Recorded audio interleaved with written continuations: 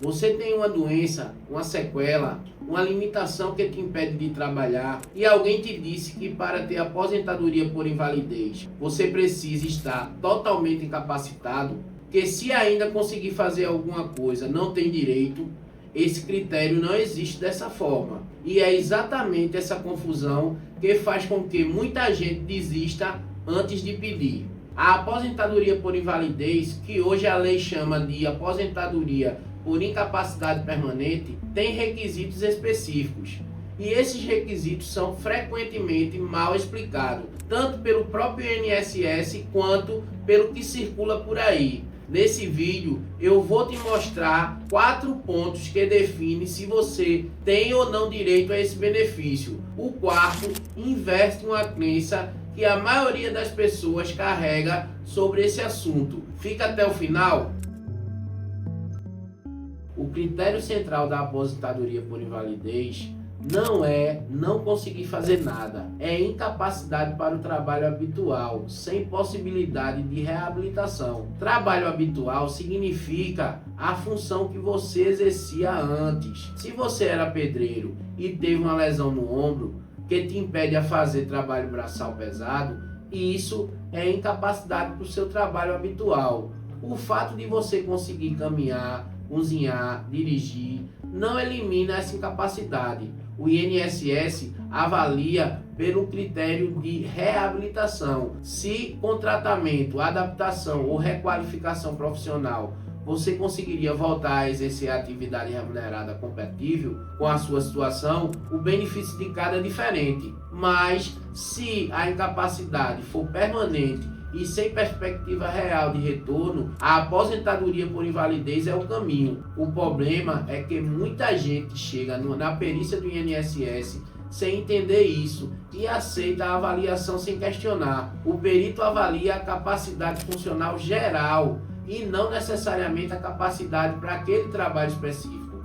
Quando o laudo vem negativo ou com resultado diferente do esperado, a pessoa entende que o INSS disse que ela está bem. Não é bem isso, mas o critério clínico é só uma parte. Tem um segundo ponto que interfere diretamente no resultado. Além da incapacidade comprovada, você precisa ter carência. Carência para aposentadoria por invalidez é de 12 contribuições mensais. 12 meses pagando o INSS antes do evento que causou a incapacidade. Mas tem uma exceção importante. Se a incapacidade for causada por acidente de qualquer natureza ou por doenças que conste em lista específica do Ministério da Saúde, a carência é 0. Você não precisa ter nenhuma contribuição anterior. A lista inclui doenças como tuberculose ativa, neoplasia maligna, cegueira, paralisia irreversível, alienação mental, cardiopatia grave, doença de Parkinson, esclerose múltipla, hepatopatia grave, contaminação por radiação, nefropatia grave e AIDS. Se a doença está nessa lista, você tem direito, independente de quantas contribuições tem. Muita gente não sabe dessa lista. Chega com diagnóstico grave, sem contribuição suficiente, aceita negativo e desiste. Enquanto a lei diz que a carência não se aplica àquela situação. No começo, eu disse que tem 4 pontos que definem esse direito. O terceiro é sobre a perícia médica, que é onde a maioria dos pedidos é resolvido ou negado. A perícia do INSS é uma avaliação feita por um médico perito, que o INSS contrata. Esse médico avalia documentação clínica e examina o segurado. Com base nisso, define se há incapacidade e por quanto tempo. Se a perícia negou e você discorda, tem direito a recurso com nova perícia e você pode entrar com contestação apresentando documentação adicional. A perícia não é definitiva, é uma avaliação que pode ser contestada com base técnica. Agora, o quarto ponto, que é o que muda a lógica de tudo. Se esse vídeo está sendo útil para você ou para alguém que você conhece, deixa o like e se inscreve. Tem conteúdo como esse toda semana aqui no canal. A maioria das pessoas que pedem aposentadoria por invalidez pensa que ou vai ser aprovada ou não tem direito a nada. Mas existe um benefício intermediário que o INSS raramente explica proativamente: o auxílio por incapacidade temporária, que antes era chamado de auxílio doença. Se a incapacidade não for permanente, mas for real e te impede de trabalhar agora, o benefício correto é o auxílio por incapacidade. Você recebe durante o período da incapacidade, passa por reavaliação periódica e, se a condição evoluir para permanente, migra para a aposentadoria. Muita gente pede a aposentadoria por invalidez porque acha que é o único benefício que existe.